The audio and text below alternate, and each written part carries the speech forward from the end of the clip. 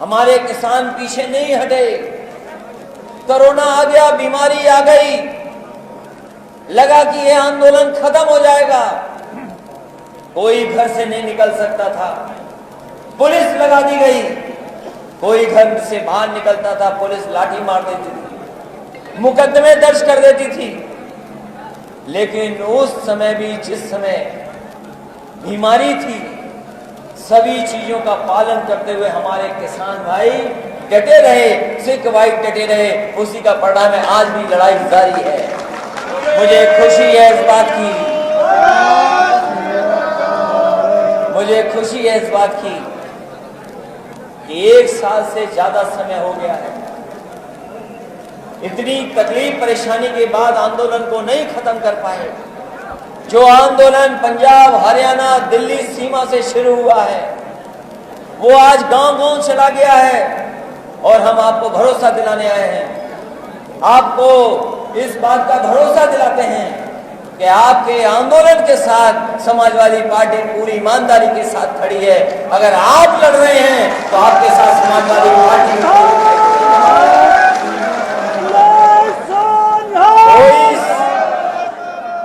किसी के घर पर पुलिस फोर्स नहीं लगी। सबसे पहले जिस समय आंदोलन शुरू हुआ था 26 जनवरी का, उससे पहले का समाजवादी पार्टी के लोग बाहर निकले थे, पुलिस ने हम लोगों को गिरफ्तार कर लिया, घर पर पुलिस लगा दी, नहीं जाने दिया आंदोलन में।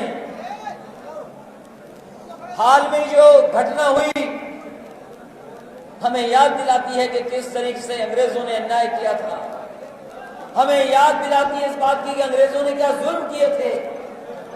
आज भारतीय जनता पार्टी की सरकार उन अंग्रेजों के जुल्मों से भी आगे निकल गई। किसी ने गाड़ी से नहीं कुचला होगा, लेकिन भारतीय जनता पार्टी के गृह राज्य मंत्री, उनके बेटे का अहंकार देखिए, गृह राज्य मंत्री टैनी, उनका अहंकार देखिए। वो आवाज दबाने के लिए पहले धमकी देते हैं, पहले कहते हैं कि अगर कोई इस तरह का करेगा तो उसे सबक सिखा दिया जाएगा। लोकतंत्र में इस तरह की भाषा का इस्तेमाल करने के लिए कोई जगह नहीं है। और इसी का परिणाम हुआ कि उनका बेटा गाड़ी लेकर के निकला और जब लोग वापस आ रहे थे अपनी बात कहकर करके, हमारे किसान भाई, हमारे सिख भाइयों को कुचलने का काम किया है। हमें पूरा भरोसा है ये न्याय मिलेगा और जब तक न्याय नहीं मिलेगा समाजवादी पार्टी आपके साथ खड़ी होकर के कंधे से कंधा मिला करके इस न्याय को दिलाने का काम करेगा।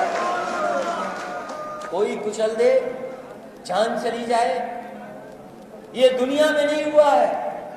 और उसके साथ जो पेट भरता है हमारा आपका, किसान भाइयों की मेहनत से, उनके परिश्रम से लोगों का पेट भरा जा रहा है। लोगों का पेट तब भरता है जब किसान अपना खून पसीना लगा करके अपनी मिट्टी में दिन रात काट करके खेती करता है, अनाज पैदा करता है, तब इस देश के तमाम लोगों का पेट भरता है।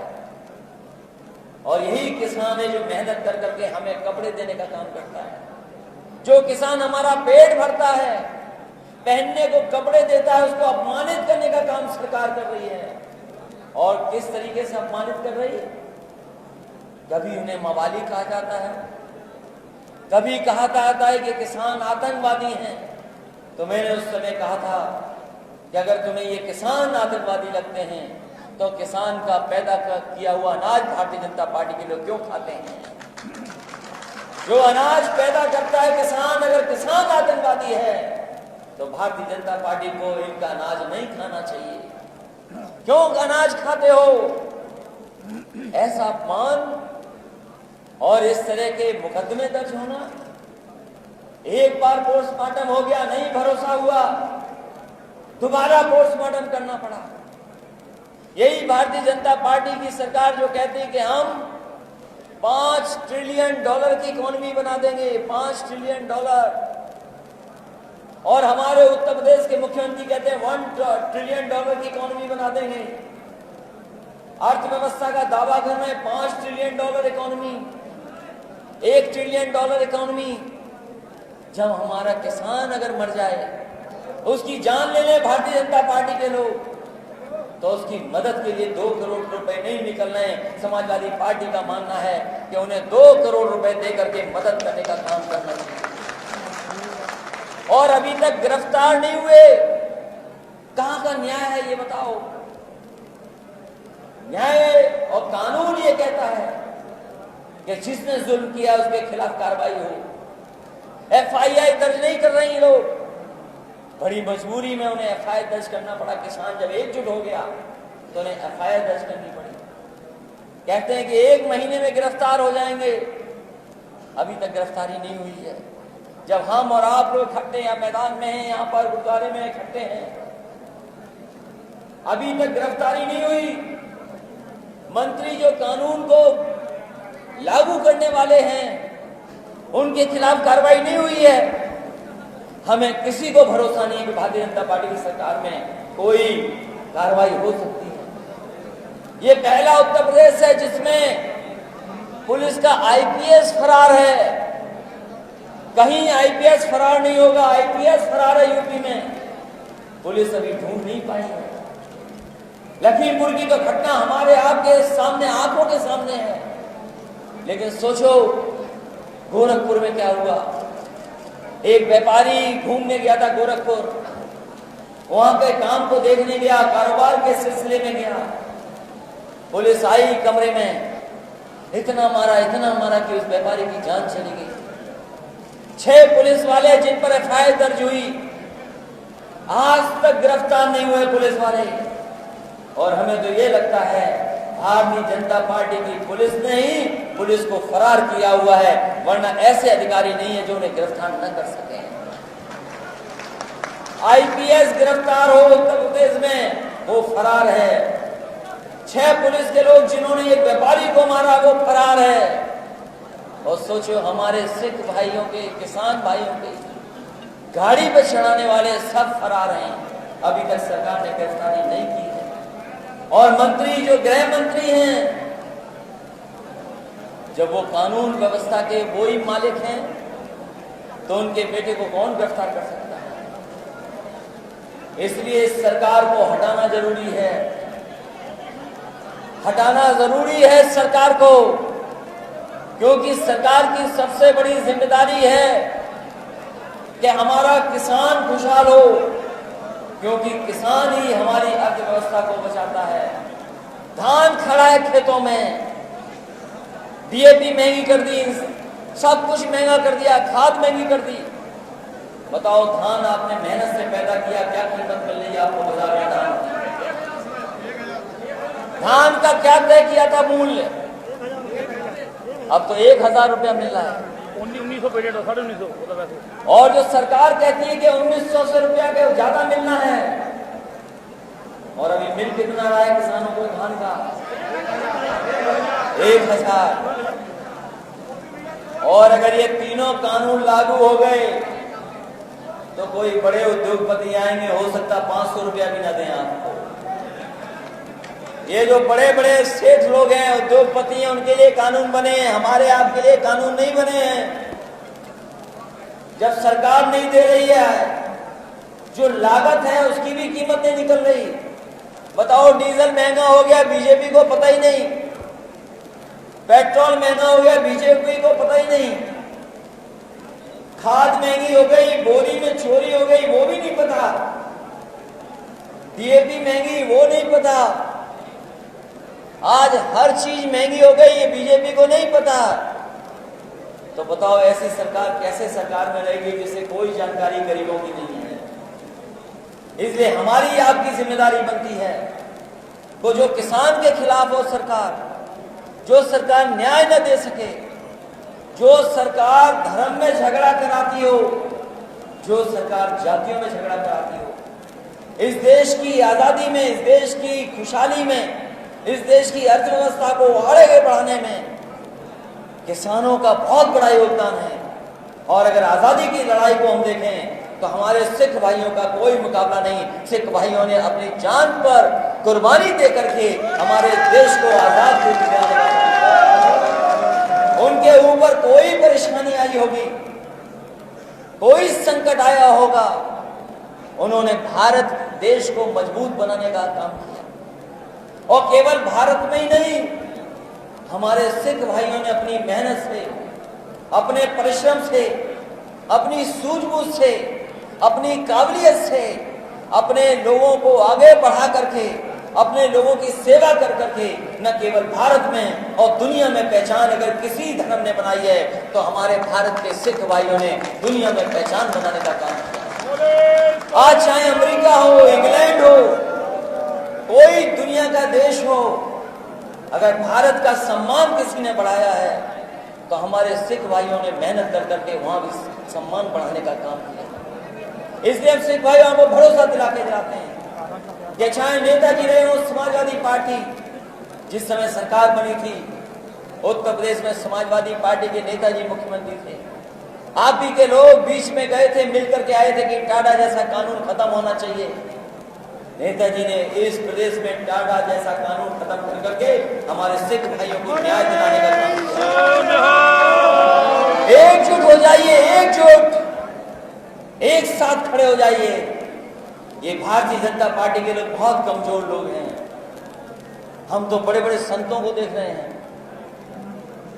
ये पूजनीय संत यहाँ जो दिखाई दे रहे हैं, एक जो गद्दी पे बैठ गए वो योगी नहीं है।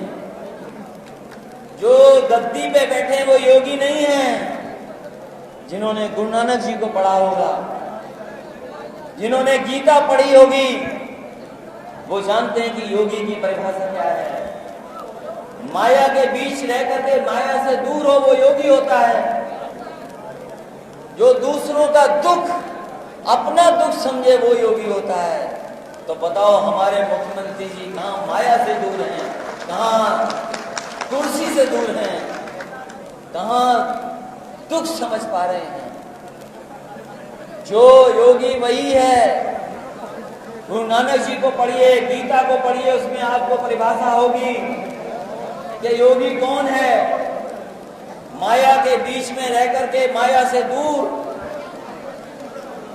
माया के बीच में माया से दूर, और जो दूसरों का दुख अपना दुख समझे वही योगी है। लेकिन हमारा योगी तो मुख्यमंत्री जो है वो अन्याय करते हैं, अन्याय करते हैं।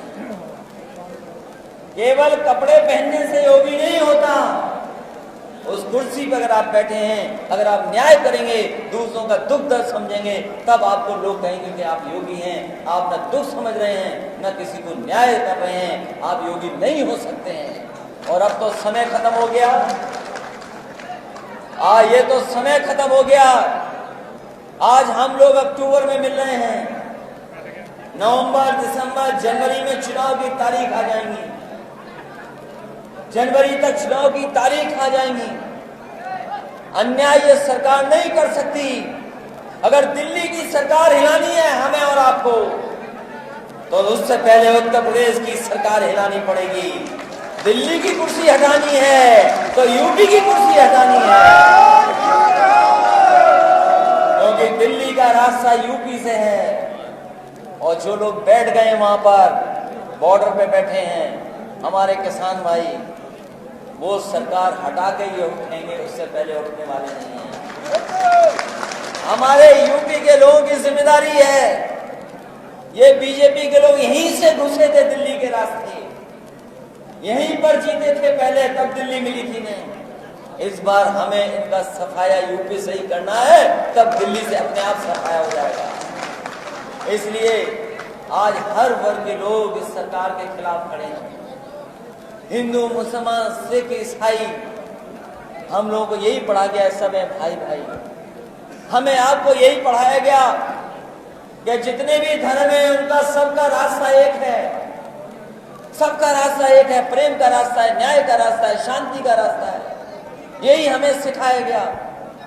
हमें यही सिखाया गया है कि हमें संविधान पर भरोसा रखना है, और संविधान के तहत हमें कानून पर भरोसा करना है। और जब हमें न्याय न मिले, जब हमें कानून हमारी मदद न करे, संविधान की धज्जियां उड़ने लगे, तो हमारी आपकी जिम्मेदारी बनती है कि एक होकर के ऐसे लोग जो संविधान की धज्जियां उड़ा रहे हैं, कानून का भरोसा नहीं करने के खिलाफ खड़ा होना पड़ेगा।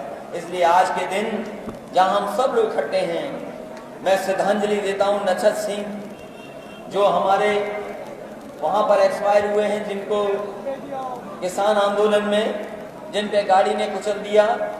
स्वर्गीय नछत सिंह जी, स्वर्गीय लवप्रीत सिंह, स्वर्गीय सुखविंदर, स्वर्गीय जगदीश सिंह, हम सबको श्रद्धांजलि देते हैं और भगवान से यही प्रार्थना करते हैं कि उनके परिवार पर जो ये संकट की घड़ी आई है, ये दुख आया है, इसको सहने की शक्ति दें। और हम आपको भरोसा दिलाते हैं हर रूप में हम उनकी मदद करेंगे। हमारे किसान भाइयों की भी जान गई, वहीं एक पत्रकार साथी था, उसकी भी जान चली गई। उस पत्रकार रमन कश्यप को भी हम श्रद्धांजलि देते हैं।